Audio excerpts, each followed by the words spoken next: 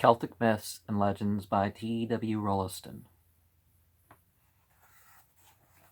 Chapter 1. The Celts in Ancient History. What Europe owes to the Celt. Yet to suppose that on this account the Celt was not a force of any real consequence in Europe would be altogether a mistake. His contribution to the culture of the Western world was a very notable one. For some 4 centuries, about 500 to 900 of the Common Era, Ireland was the refuge of learning and the source of literary and philosophic culture for half Europe. The verse forms of Celtic poetry have probably played the main part in determining the structure of all modern verse.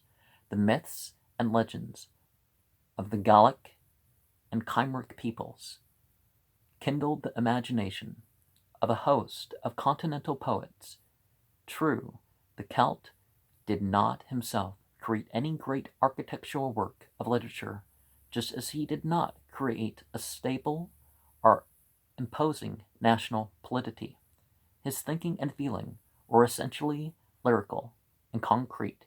Each object or aspect of life impressed him vividly and stirred him profoundly. He was sensitive, impressionable to the last degree, but did not see things in their larger and more far-reaching relations.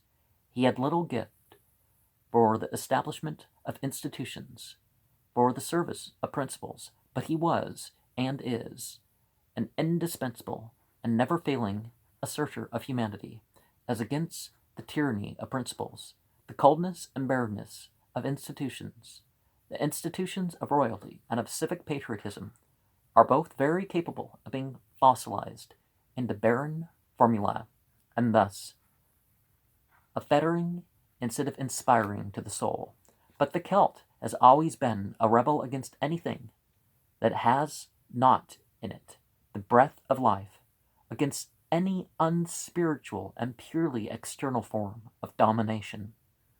It is too true that he has been over-eager to enjoy the fine fruits of life without the long and patient preparation for the harvest, but has done and will still do infinite service to the modern world in insisting that the true fruit of life is a spiritual reality, never without pain and loss, to be obscured or forgotten amid the vast mechanism of a material civilization.